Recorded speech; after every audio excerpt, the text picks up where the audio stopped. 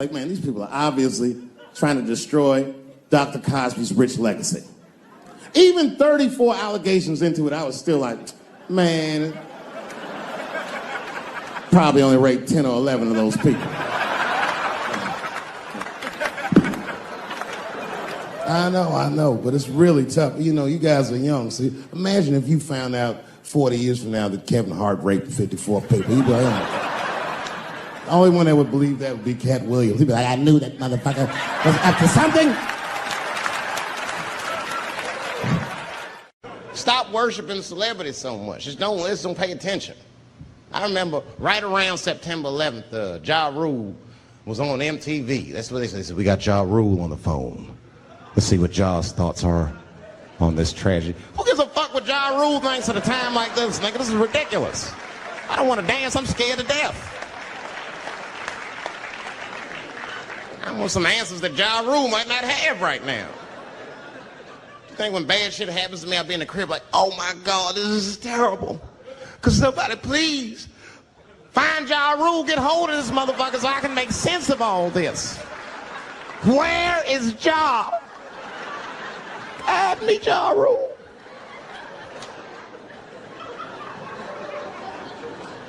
I don't even know why people listen to me.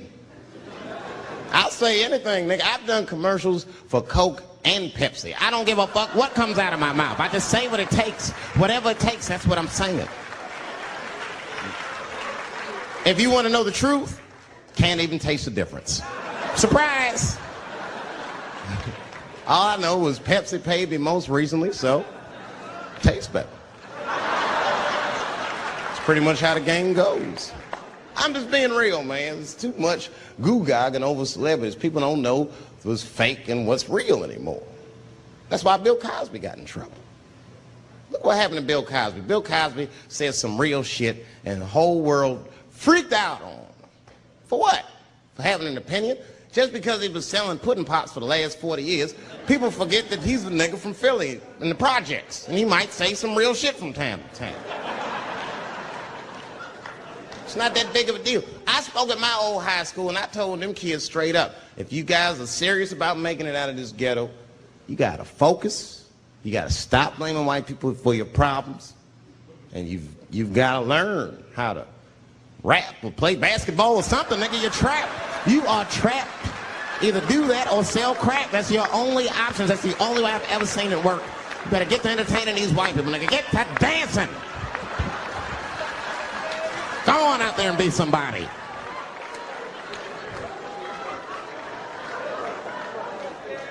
I just hope they listened.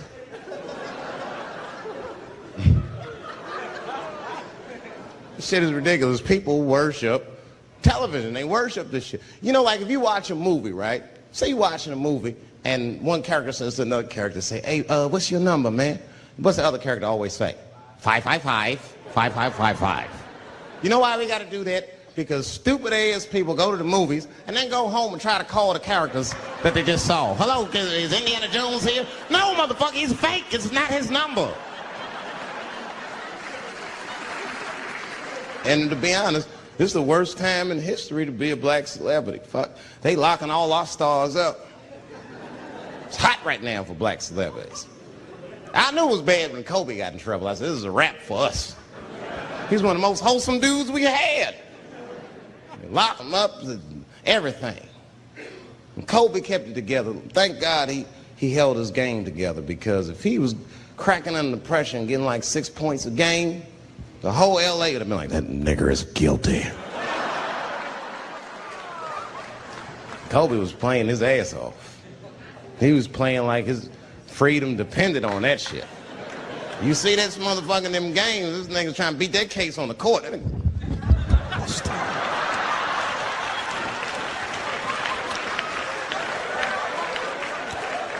Like the judge threw him the ball, like, play for your freedom.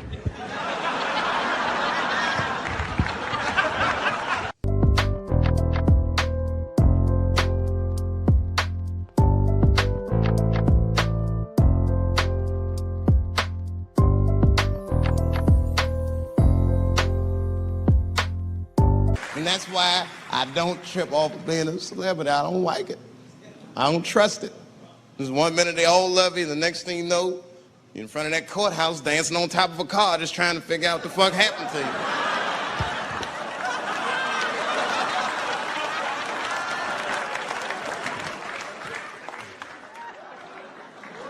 That's what I'm waiting for, because the timing of this Michael Jackson shit is what makes me doubt it. Every time this war is going out of control, or the economy gets bad, or something is wrong with the world at large, it's always these moments in history that Michael Jackson will coincidentally jerk off a kid. This is getting a little ridiculous. Like, are you planning this shit? Do you have meetings? Michael, thank you for coming.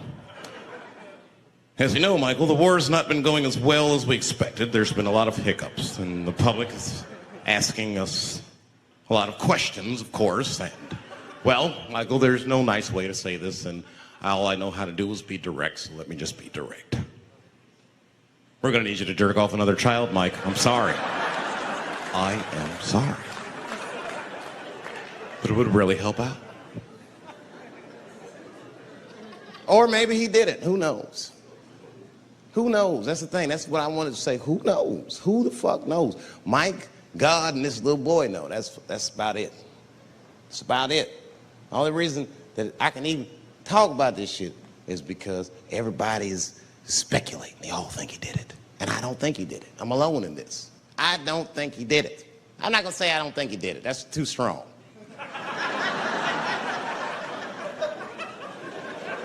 Let me just say I am reserving judgment until all the facts come out.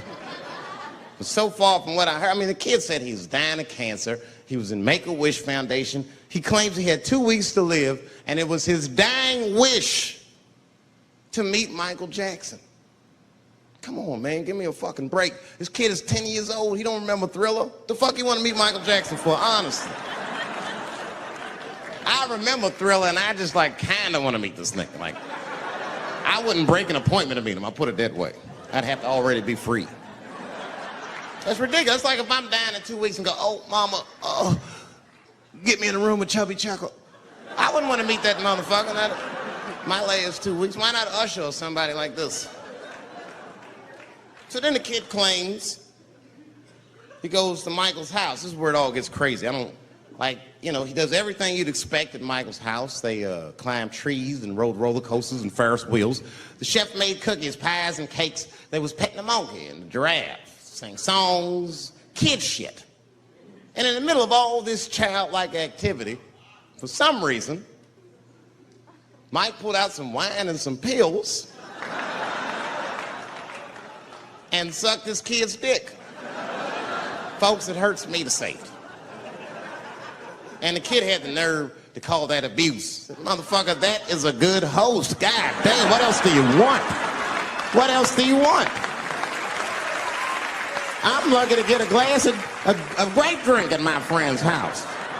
Let alone a roller coaster ride and my dick sucked. Mike must be confused, like I brought you in my house, I fed you, I sucked your dick, and this is how you repay me, motherfuckers? This was your wish, not mine. Thought you were dying in 2 weeks. What happened to that motherfucker? I've been in court for a year and a half. You get stronger every time I see you.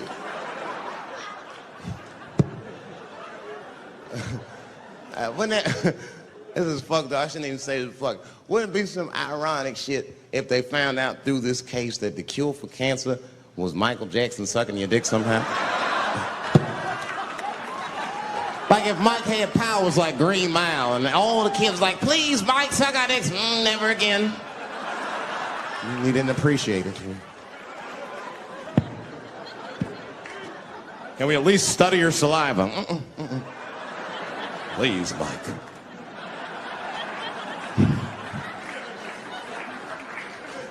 It just doesn't stop, though. It just doesn't stop.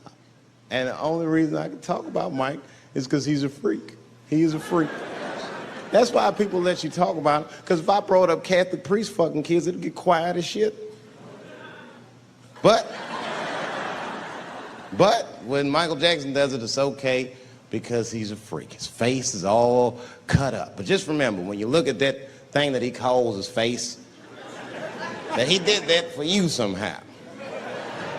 Somehow he thought maybe it'll help. Maybe people will like me more if I turn myself into a white, ghoulish-like creature. I don't know what the fuck it is, but he did it for you.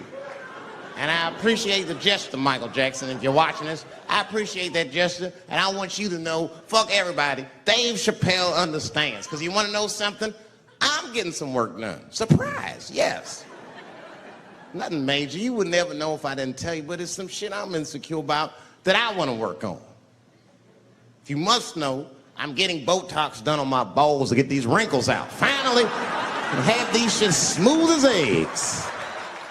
She's just like, you need to stop doing that. And then I tried to change the subject. I go, how is school going, boys? And my sons tell me, well, we didn't have school today, technically. I'm like, well, what's going on? He said, well, there was like a school shooting drill.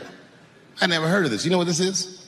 They have drills that they make kids do where they practice what to do if somebody comes to shoot up their school. I'd never heard that before. I was like, what the fuck?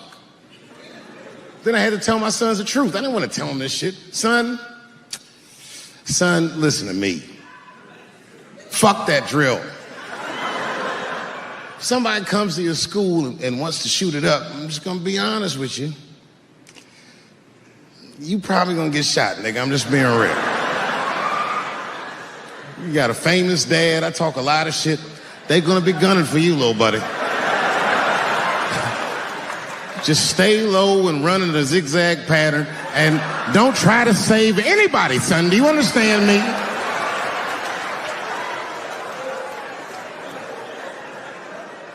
If you're a parent, this shit is terrifying. This shit is real scary. All the parents is looking at each other crazy because we know as parents that one of us is raising the shooter. Just don't know which one of us it is. All we know for sure is that if you're a white parent, the chances that it's you is exponentially higher than the rest of us. It's fucking crazy. You know, I hated school too. It never occurred to me. Kill everybody in school? It's fucking crazy. Just do what I did, nigga. Try some things. Have you skipped school, nigga? Skip school. Take a walk and meet some other kids. Fuck school, nigga. Some scary shit. I've given this a lot of thought. I don't see any peaceful way to disarm America's whites. I hate guns, personally. I can't stand them. Yeah, but I have several. I don't want them, but I feel like I need them. Don't forget where I live. I live in Ohio. And anyone that knows anything about Ohio knows that even the word Ohio is an old Native American word.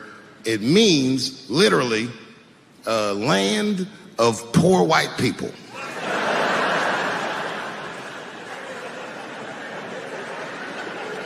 And I don't know what's going on down here, but in my experience, poor white people love, and I mean they fucking love, heroin.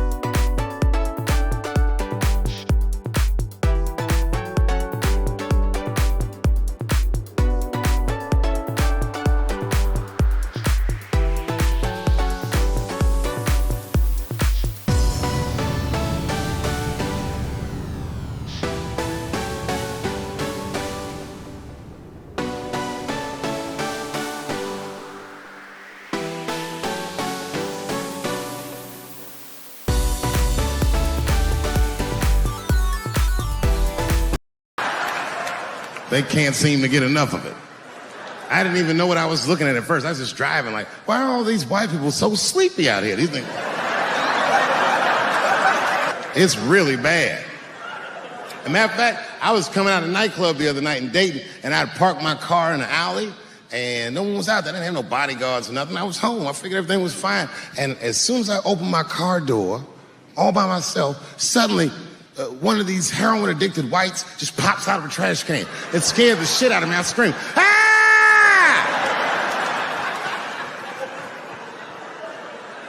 And then I realized it was a woman. She was fucked up. She said, hey man, relax, okay? I'm sick, all right? I need some drugs, man. Please, I'll suck your dick for $5, man. I was like, ugh. 2.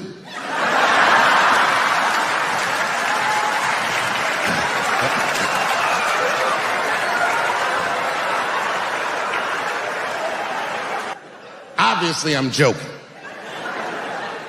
This opioid crisis is a crisis. I see it every day. It's as bad as they say. It's ruining lives. It's destroying families. Sadly, you know what reminds me of us? These white folks look exactly like us during the crack epidemic. You know, it's really crazy to see. And all this shit they talk about on the news about how divided the nation is, I don't believe it. I feel like nowadays we're getting a real good look at each other. It's wild because I even have insight into how the white community must have felt watching the black community go through the scourge of crack. Because I don't care either. Hang in there, whites. Just say no. What's so hard about that?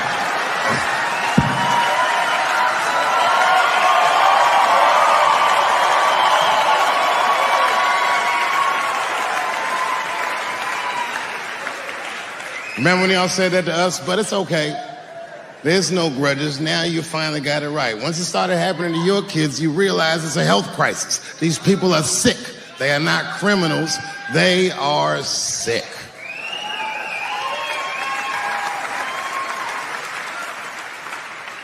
Be that as it may, I'm armed to the teeth. First gun I bought was a 12-gauge shotgun.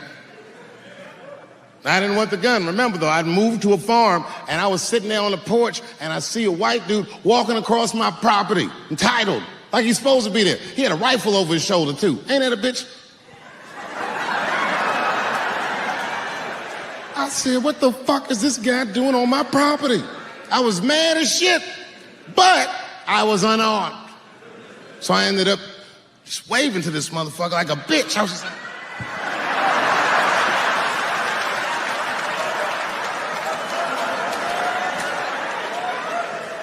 And as soon as he got far enough away, I ran to my car and sped to Kmart.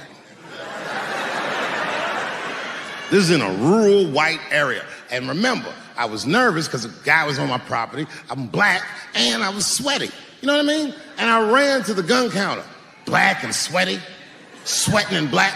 And I looked up at the nigga, I was like, I look like a slave or something. I said, I need a gun immediately, like that. Just like that. The guy didn't answer, no questions. He just grabbed a 12-gauge shotgun, handed it to me. I'd never even held a gun before. I'm not a dummy. I'm like, well, I need some bullets too. Put 2 box shells on the counter. He said, all right, buddy, which box do you want? And I didn't know. One box had a picture of some ducks on it. The other box had a picture of some deer. I said, well, what's that box with them ducks? He said, oh, that there's birdshot. And then he goes just like this, I'm not exaggerating, he goes, that won't kill a man.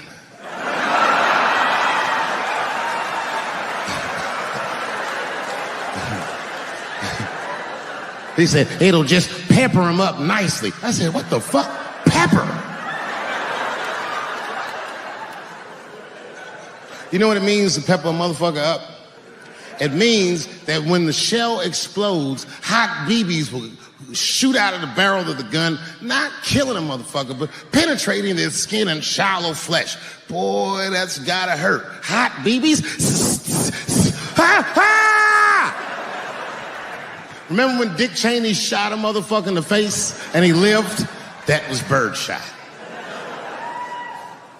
I said, well, what's that box with the deer on it? He goes, oh, that there's buckshot. That'll put a hole in the goddamn truck if you wanted to. Hung with the deer up and shook it.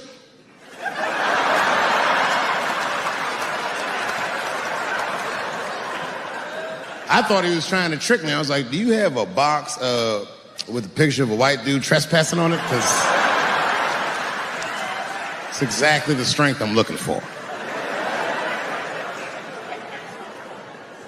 But I didn't know that if you're defending your home with a shotgun, the formula dictates that you're supposed to buy both boxes. This was not a formula that I was familiar with. It goes like this. The 6 shots in a 12-gauge shotgun, so when you load the gun, you load it like this. First shot, bird shot. Next shot, buck shot. Bird shot, and then after that, gun's Jamaican. Buckshot, buckshot, buckshot.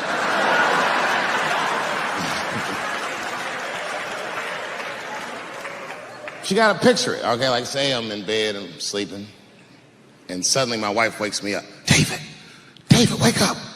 And I'm like, oh, look who's come around. And I pull my dick over the top of my pajamas.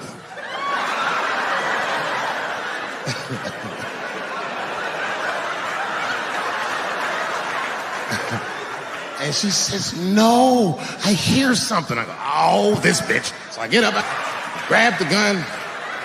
I say, wait here, baby, I'll go check it out. Just lock the door behind me. Oh my God, she's right there in the kitchen is a heroin-addicted white, and he's digging through the change jar by the door. I worked really hard for that change. I gotta do something. So first, I wrap the shotgun. Hey, motherfucker, click, clack. That's a test. That click, clack sound will stop a rational human being in their tracks. But sure enough, this person is not rational. They're sick on drugs. They're digging in the change. I gotta act fast. This nigga's almost got $1.50. I warned you, birdshot. And there it goes. Hot BBs will permeate his yellow heroin skin. Remember, I'm not killing him. I'm just peppering him up nice. He lets out a heroin scream.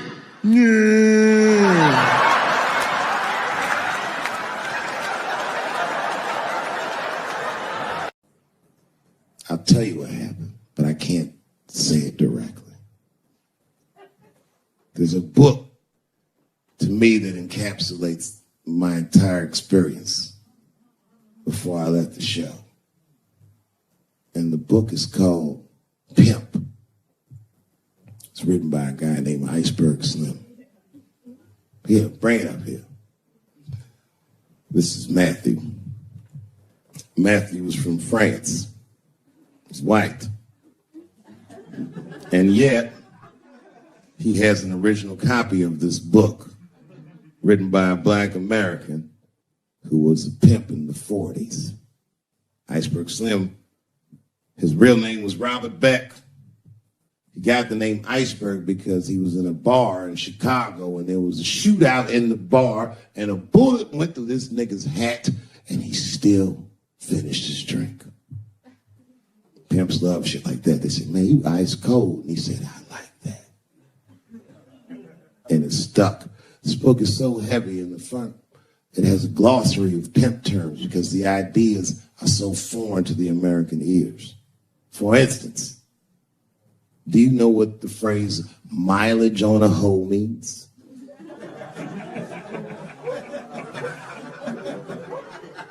Of course you don't. Mileage on a hoe is a very wild concept. It means that pimps understand there's a finite amount of bad shit a person can do before they'll lose their fucking mind. And a good pimp can look at a woman that he's never seen before and call it, she's good for 500 fucks. That's her mileage. Anything over that, that bitch is gonna spill. They do it to you. Why the fuck you think most of us work from 9 to 5? 96 might kill a bitch.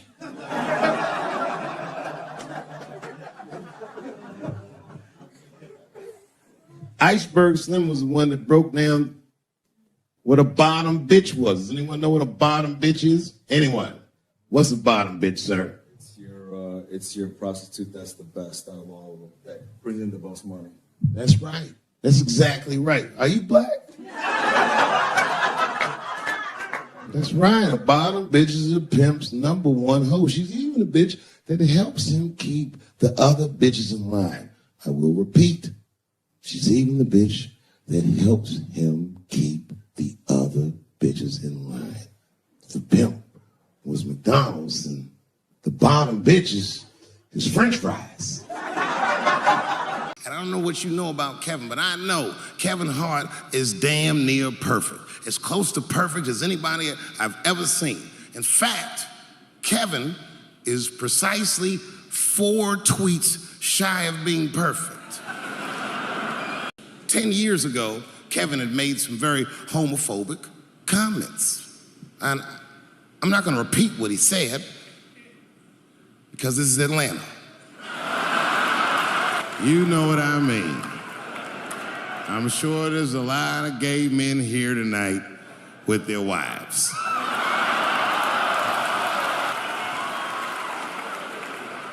Far be it from me to offend anybody. All right, I'll tell you what he said.